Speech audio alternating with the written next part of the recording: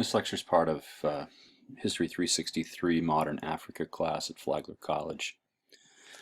Our topic for this lecture is Islam as a force in both West and East Africa. And we've already covered in previous lectures some of this history. This will be a little bit repetitive, though the focus here is on Islam as a major cultural force. And so covering some of that same territory will be from at least a different perspective. So we start with a discussion of Islam in West Africa. There's a long history to this. We talked in an earlier lecture about the process of Islamization, which involves wholesale cultural change. This isn't just initial conversions to Islam, initial exposure to Islam, but rather a very long process whereby the culture incorporates the religion into its native forms and begins to formulate things like laws and political systems and social systems into the culture. And this is rarely or ever, if ever, a wholesale replacement. And we can see the same process underway in different periods of history and with different religions. We can talk about the Christianization of Europe in the early Middle Ages, for instance. We can talk about the Buddhization of parts of Asia in different periods of history. And certainly Islamization, not just in Africa, but in other parts of the world where Islam had a presence. In West Africa, Islam spread through trade routes, especially the trans-Saharan trade routes, it tended to spread specifically through merchant channels. And so these trans-Saharan traders who were converted to Islam would make their way across the Sahara, would interact with other merchants in West Africa in villages and towns, they often had semi-permanent residences there. And it's really through those networks that the religion spread, at least initially. And so these West African trading families, in talking with their North African trans-Saharan interlocutors, chose in some cases to convert to Islam, or at least to accept part of the religion. And thus the religion frequently spread through families. And sometimes these families became associated with Islamic brotherhoods. Now, we talked a little bit about these brotherhoods in our discussion of North Africa. These are kind of schools of Islamic thought, some of them associated with particular readings of the Quran or particular versions of Islamic law, or Sharia law, as it's known, or in some cases through their Sufi identity. That is, that these families came to adopt Sufism, Islamic mysticism, and to create brotherhoods that way. And over the course of several centuries, in fact nearly a millennium before the period we're talking about here, Islam spread through these means, through merchants, through the creation of these brotherhoods, through specific families who came to have authority and prestige in West Africa and thus influenced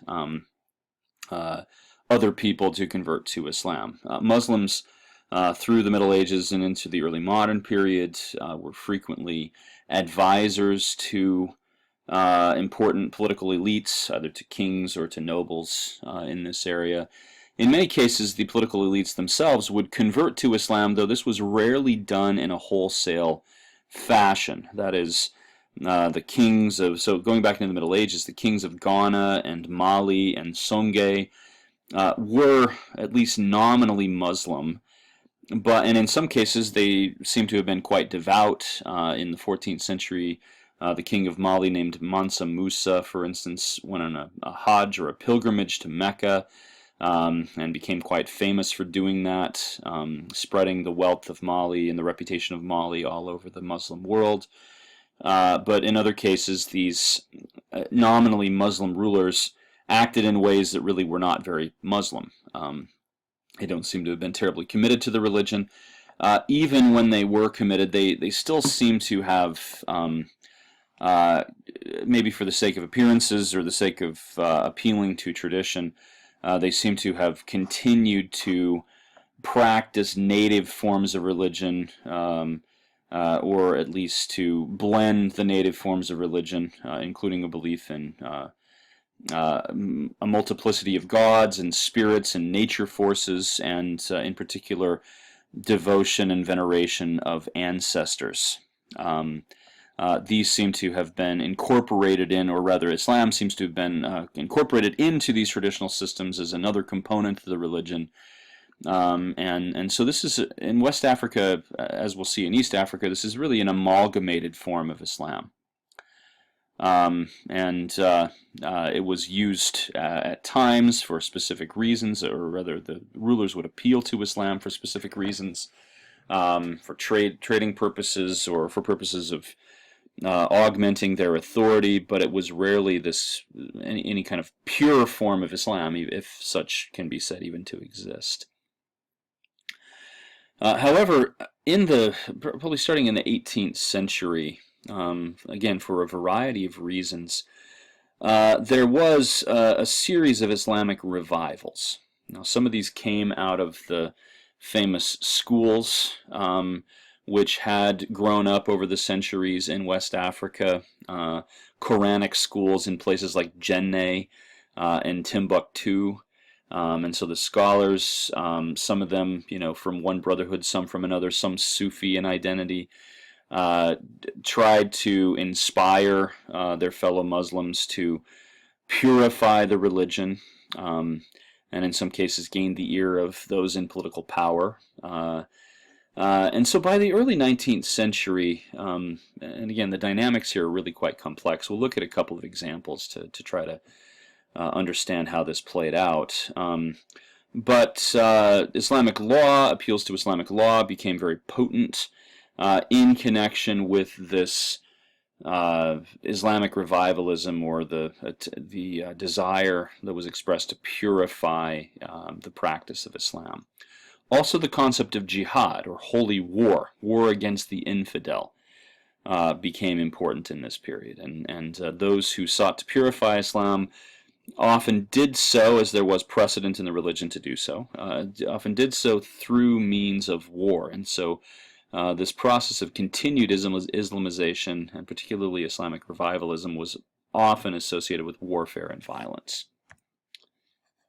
Now, we cannot understand this solely from the perspective of the religion. We also have to look at the complexities of the social relationships. There were two main groups in this area. So if you look at the map here, hopefully you're beginning to get a sense at least of African geography. But this is the Benue River, and this is the Niger River, and the two of them come together in what is now kind of northeastern Nigeria, and then flow toward the sea, where this becomes a delta. If we extended the map to the south here, we would see this becomes a delta. So in the region known as the Niger-Benue confluence, and then this is the Volta River, which also comes together with this whole thing right here is the Volta River. So the Volta flows into the Niger a bit before the Niger-Benue confluence. So this whole region here, most of which is in what is now northern Nigeria, though some of which is over into what is now Cameroon. This is really kind of the hotbed of Islamic jihad, the imposition of Sharia law, and Islamic revivalism in this period. There were two main ethnic groups who inhabited this region, one group called the Fulani and the other group called the Hausa. The Fulani originated several centuries before the 18th, 19th century environment that we're discussing here. Further to the west, in the Senegambia region, they were pastoralists, and so they had herds of cattle and sheep and goats and maybe some camels in some cases that they were seeking pasture land for. With climate change, with the fluctuations of the dryness of the Sahara, the extent of the Sahara, they tended to move to seek greater pasture land.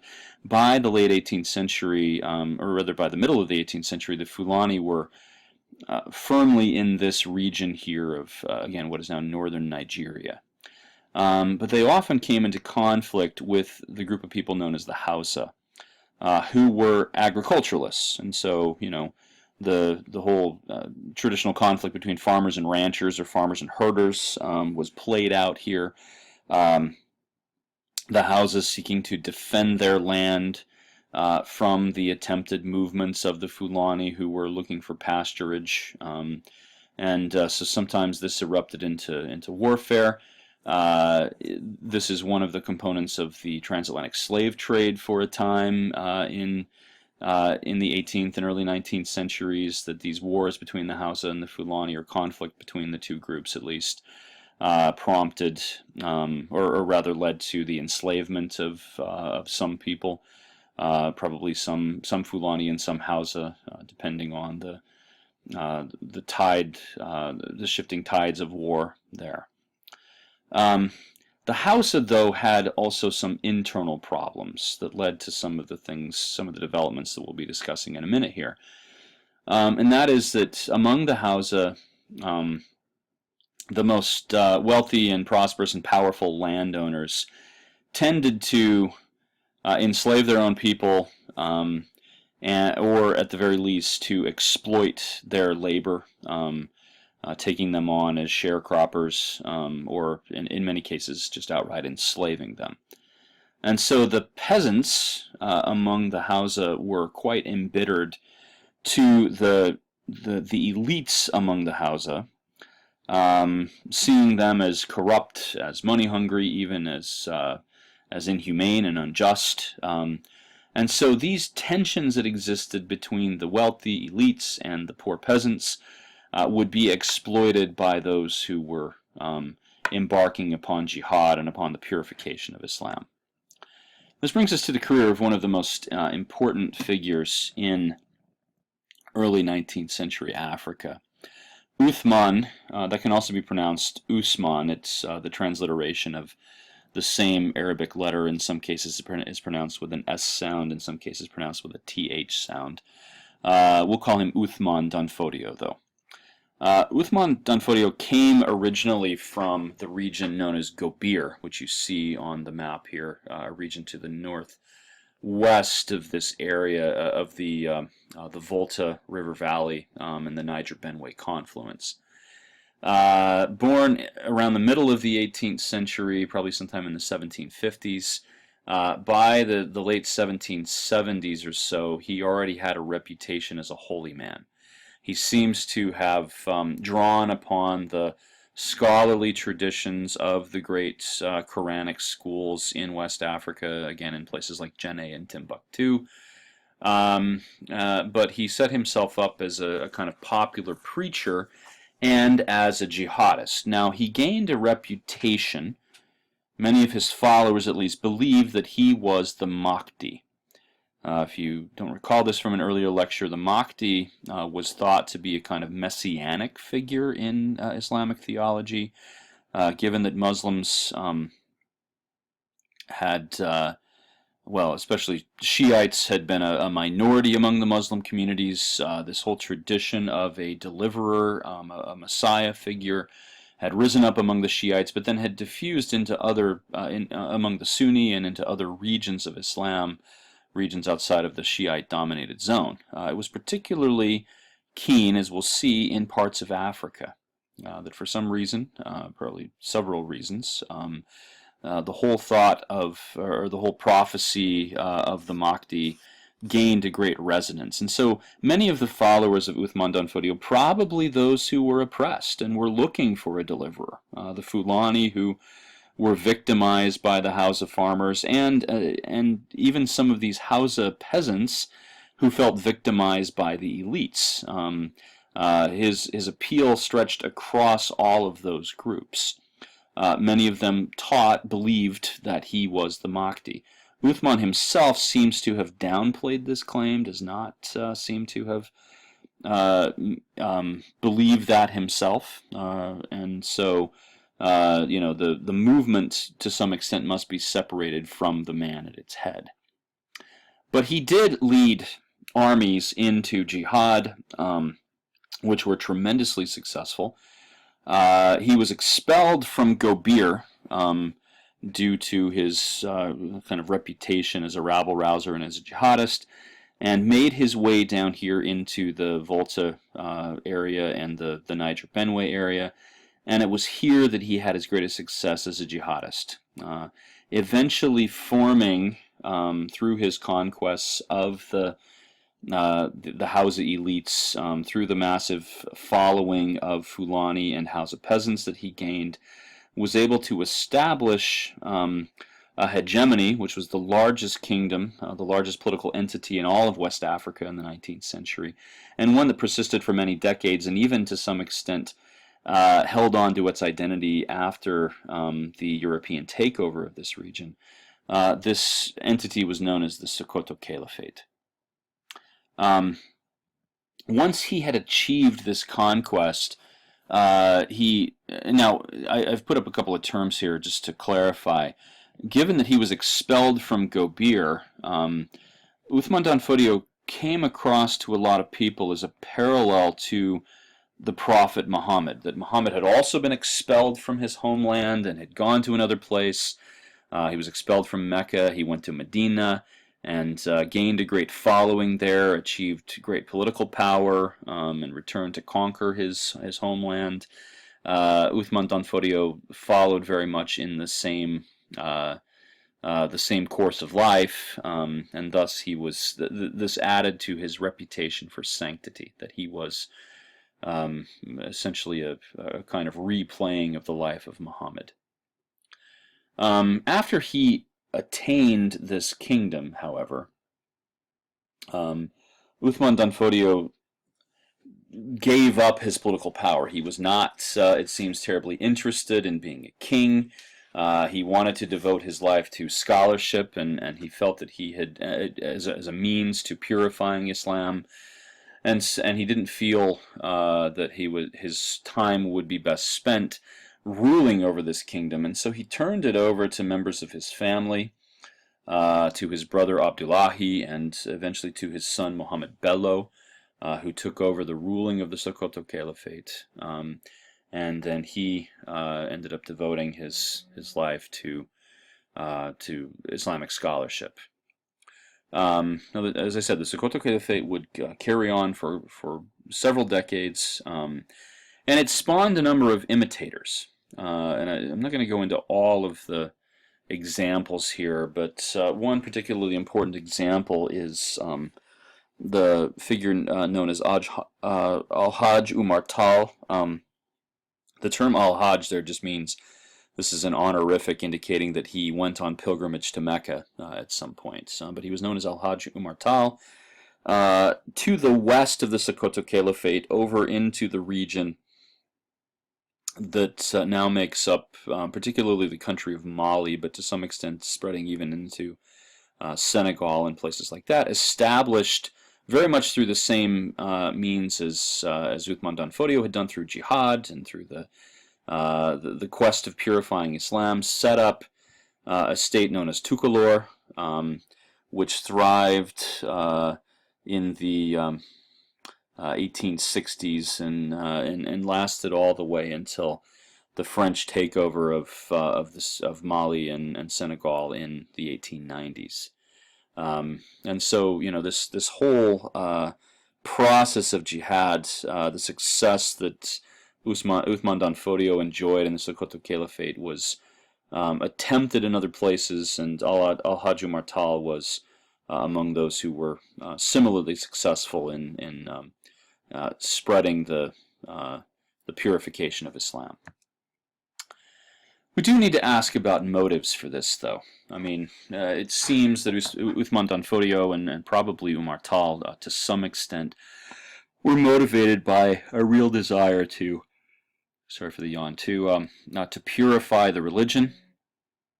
On the other hand, there were other people involved in this. This wasn't just a kind of single-handed operation in either case, and there were many probably who had other motives. And one of these is almost certainly ethnic conflict, that the Fulani, wanted to strike against the Hausa, who had kept them on the margins of society. So to some extent, this was conflict over between ethnicities and between people who were engaged in pastoralism and those who were engaged in agriculture. There's also a socioeconomic component to jihad, that the poor Hausa, for instance, and probably the Fulani as well, were trying to overthrow what they saw as a greedy and corrupt nobility among the Hausa. And so that was almost certainly on the minds of many people who were involved in this. And so we must interpret these jihads in a number of ways and probably see a multiplicity of motives behind them. Now, these entities that were created through jihad lasted all the way to the end of the 19th century with the scramble of Africa, and to a great extent the identities created during this period of jihad persisted even into the colonial era. This forced the French and the British, who came to dominate various parts of the region of West Africa, to capitulate to many of the demands of the Muslims, that they, by this point, had become very devout, that the proper observance of Islam had become a major component of the society, and even though the French and the British were European Christians, they tended to give assent to the dominant religion, and even to co-opt the religious leaders into the colonial system, rather than try to rock the boat and force these people to convert to Christianity or anything like that. The colonial powers were, for the most part, not interested in such religious quests, and this is due, I think, probably to the increasing secularization of Europe in the modern world. Okay, now turning our attention to East Africa for a few minutes here, we're talking about the Swahili coast. Now, I've mentioned that term before.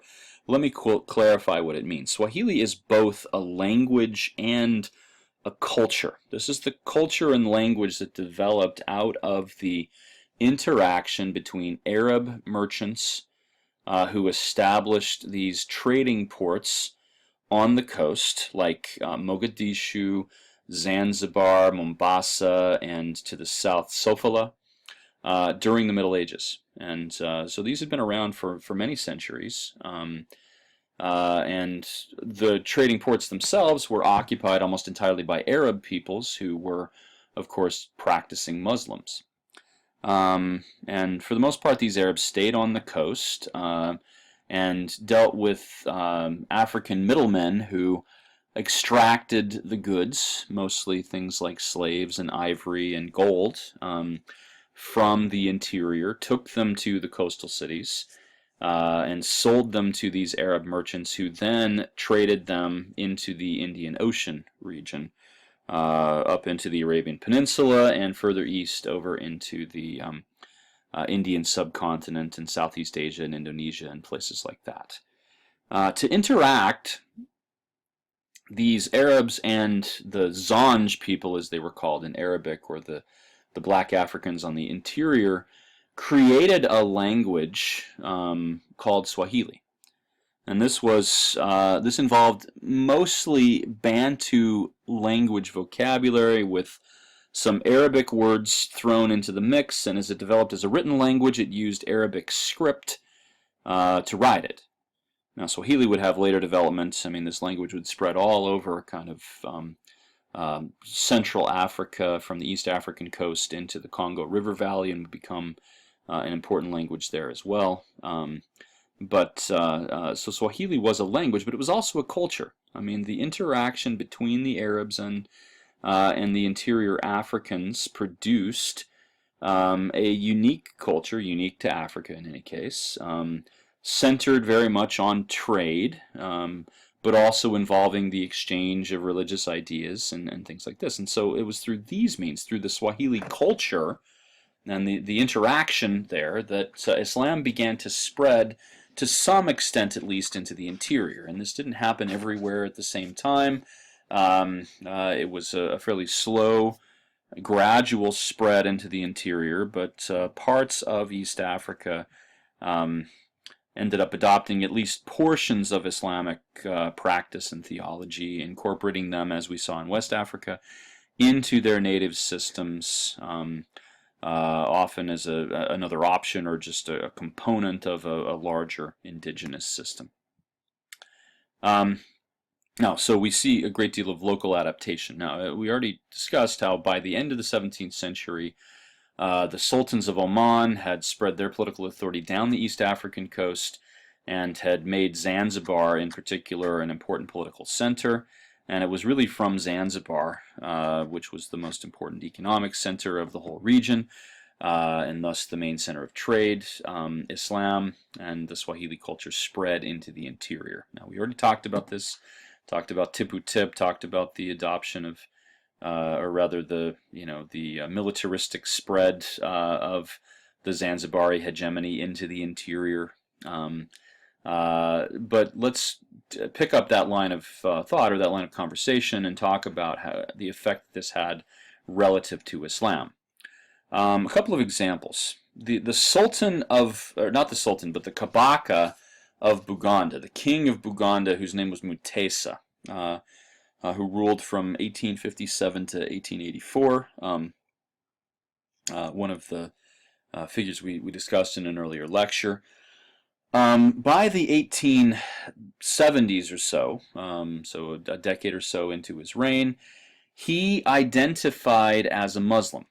He proclaimed that he had converted to Islam, or he proclaimed that he was a Muslim, and he encouraged the spread of Islam into other parts of his kingdom. However, Mutesa was not a Muslim probably that would be recognized throughout most of the Muslim world. He saw his Islamic identity contributing in some ways to his sense of sort of divine kingship, that he was sanctioned by the Muslim God. At the same time, he continued to probably worship other gods and venerate his ancestors and do other things that were much more in keeping with the traditional African religious and cultural systems. Islam was a means to gain greater political power, it seems, for him. And this was especially the case because probably from Ethiopia, though to some extent through interaction with Europeans, many of the elite figures, kind of the nobility of Buganda, had entertained Christianity and had even, in some cases, converted to Christianity. Now, I don't want to be too cynical about this either. This version of Christianity almost certainly was amalgamated with indigenous systems as well. But they used their Christian identity as a means to try to lessen the authority of the Kabaka, to try to claim that they didn't need to obey the commands of the Kabaka because they were Christian and he was not, or especially after the Kabakas became Muslim, then this gave them a great excuse not to obey him. And this came to a head really after the death of Mutesa in the last couple of decades of the 19th century, when the Kabakas were much less powerful and much less capable than Mutesa. These nobles used their Christian identity, again, I mean, very much as a way to try to act in ways that were autonomous and independent of the authority of the Kabaka, and this contributed to the weakening and eventually the capitulation to Europeans of the Kingdom of Buganda itself. So that's one really important example here, I think, of the way that Islam spread and the reasons why people would convert to Islam or to Christianity, as whatever the case may be here. Ethiopia we've discussed at some length already, and so I don't want to belabor the point. But due to the spread of Islam from multiple directions, the Ethiopians, by the 19th century, and this is one of the things that animated the political machinations and political goals of figures like Theodros and Johannes and Menelik, who we discussed last time, but they saw themselves as the quote here, a Christian island in a stormy Muslim sea.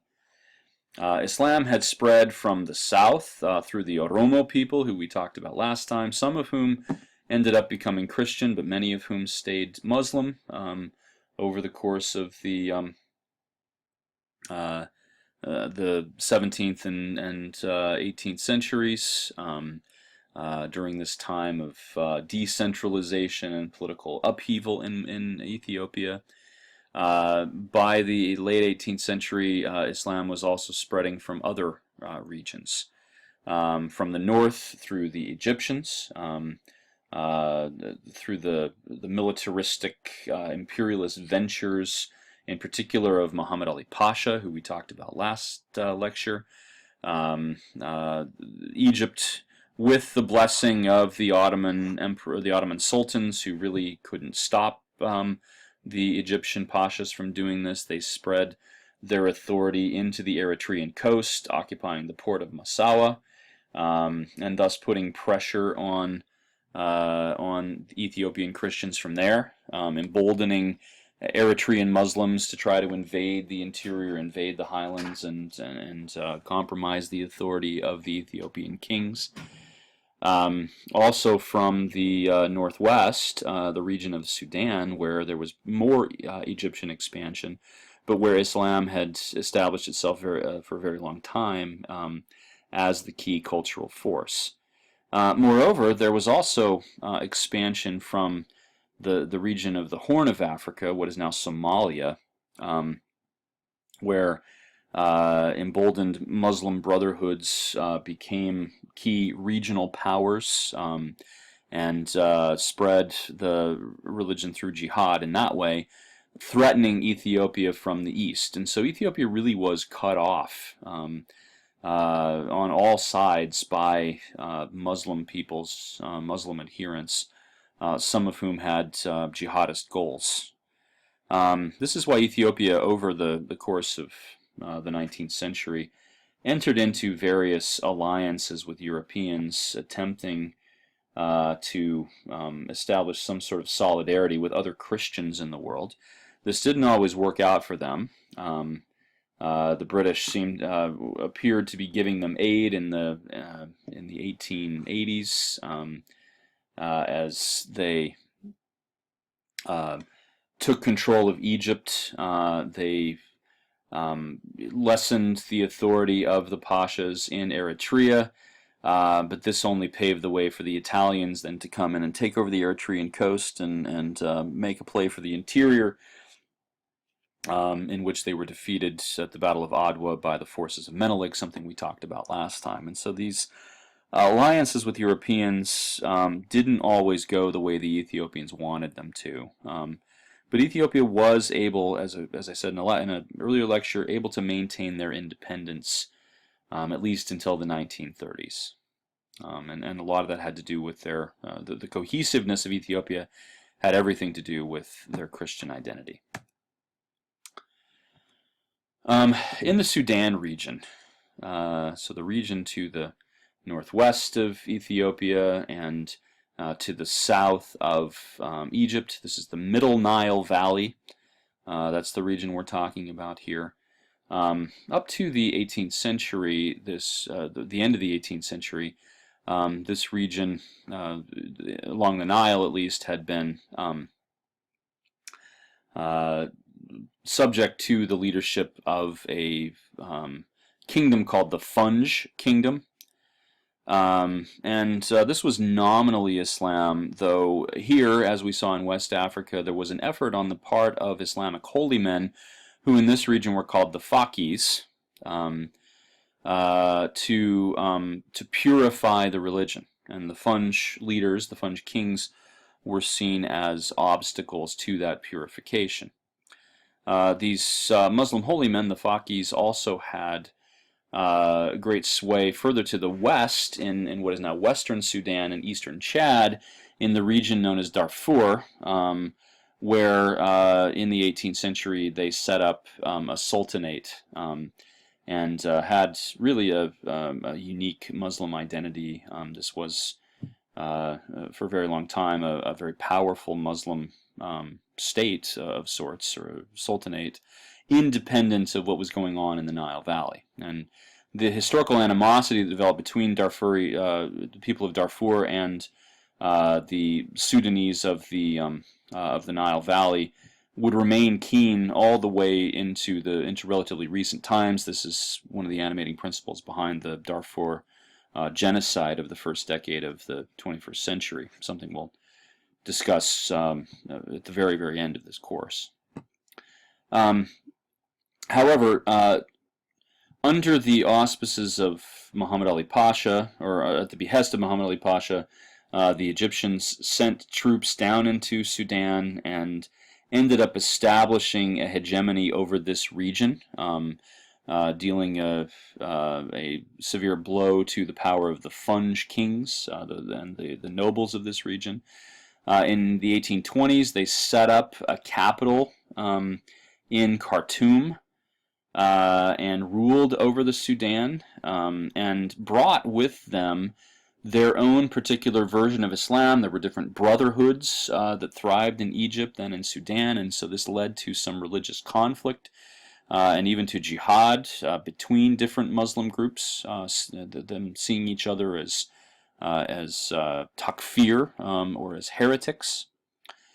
And then ultimately in the 1880s, 1870s and 1880s, after Britain took over Egypt and established it as a protectorate, Sudan became a British territory as well, as an extension of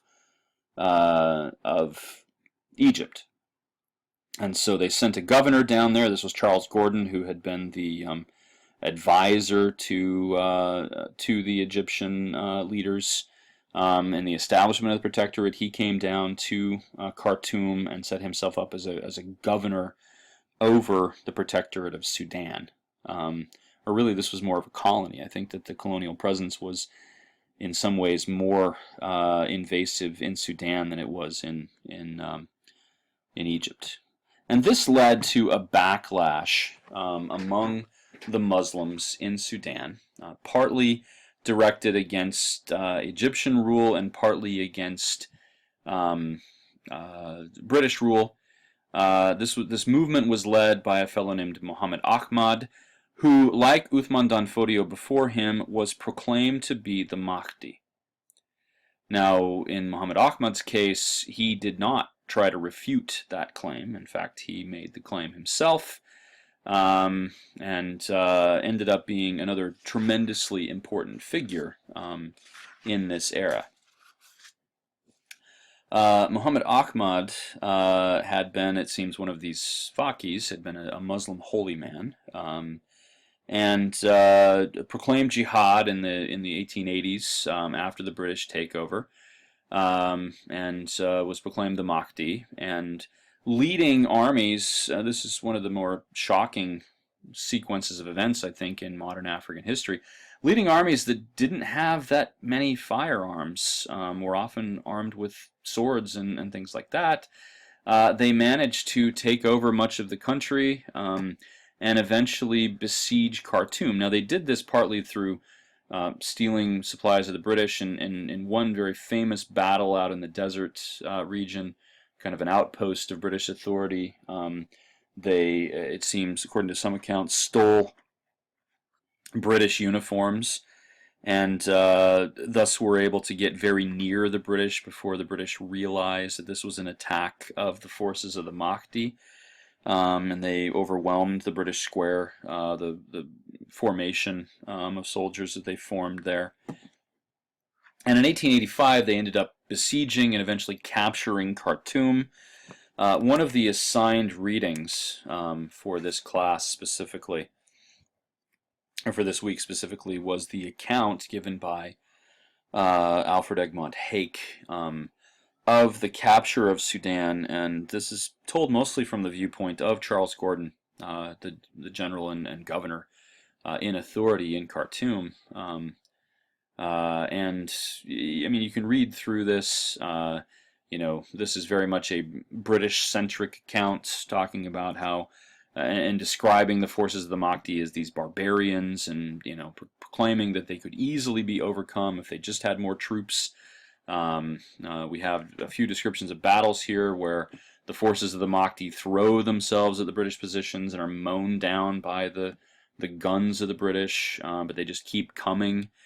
And General Gordon's telegrams, it seems, were not being heeded in London or any place like that. The reinforcements were not forthcoming, and finally the forces of the Mahdi took Khartoum. As it says down here, General Gordon, you know, he sent some telegrams to try to throw off the forces of the Mahdi, and he then was killed via treachery. He tried to escape in disguise and was found by the forces of the Mahdi, the followers of the Mahdi, and ended up being killed there. And so they took over Khartoum, and for over a decade, in fact, the caliphate they set up there was able to hold on as an independent kingdom. Sorry, I need to take a drink. Throat closing up here. Anyway, the British eventually did recoup and reorganize themselves, and in 1898 they managed to retake Sudan. But this was really quite an undertaking, quite a feat for the forces of the Sudanese Mahdi, as he was called. And in some ways, it was the subject of wonder back in Europe. This wasn't assigned reading, but I find this very interesting. This is a poem written by Rudyard Kipling, whom we will encounter later in the term here. But it's called Fuzzy Wuzzy. This has nothing to do with a bear who had no hair or anything like that. Rather, it's a poem kind of celebrating the Sudanese Mahdi. The term Fuzzy Wuzzy comes from I guess the elaborate hairstyles of some of the troops of the Sudanese Mahdi, that they wore their hair in these kind of well, I'm not sure exactly what the style was, but the British apparently took to calling them the Fuzzy Wuzzies. And Kipling, in this case, he writes this in a Cockney accent, and so I actually do a passable Cockney here. We fought with many men across the seas, and some of them was brave and some was not. The Python and the Zulu and the Burmese, but the Fuzzy was the finest of the lot. Right, that wasn't terribly good Cockney, but you can see that he's sort of celebrating him here, celebrating the forces of the Mahdi, and these last few lines here. It's really kind of a, it's supposed to be a drunk Cockney, I suppose. Spouting out the poetry here. So here's to you, Fuzzy Wuzzy, at your home in the Sudan. You're a poor benighted heathen, but a first-class fighting man. And here's to you, Fuzzy Wuzzy, with your Irish head of hair. You big black bounding beggar, for you broke a British square. Right, you broke the British square. The square being the formation the British tended to form up in when they were under attack, with guns coming out every side. And in all of their campaigns in Africa, they had always overcome via this formation, but they didn't in this case. This was the battle where they used the ruse of the British uniforms. There is an interesting film made about this 10 to 15 years ago, starring Heath Ledger, called The Four Feathers. It's a film I would recommend, actually. I don't know that it's the best film ever made, but it deals with some British soldiers who end up on the Sudanese campaign, and gives a very good depiction of the Battle of the British Square. And so that's one thing I would recommend to watch there. Okay. Now it should be said, I neglected to say this, but after the death of the Mahdi in the late 1880s. His successor, whose name was Abdullahi, did not proclaim himself to be the Mahdi, instead called himself the Khalifa, really kind of the caliph, the successor to the Mahdi, and set up what was much more of a secular state than had existed under the Mahdi.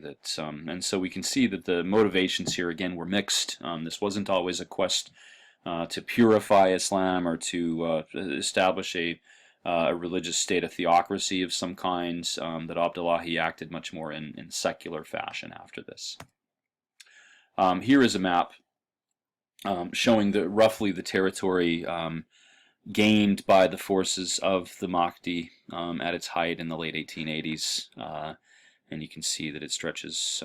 Khartoum is right here where the blue and the white Nile come together, and so they gain that territory, even extending up here into the region of the cataracts along the Nile, to some extent into Lower Egypt here, and then up here, and not all the way, actually, to some extent all the way over here to Darfur, which is Western Sudan. Okay, that is our discussion of Islam in West and East Africa. If you have questions, please ask them on the discussion boards. Look forward to talking with you more about these issues. Thank you.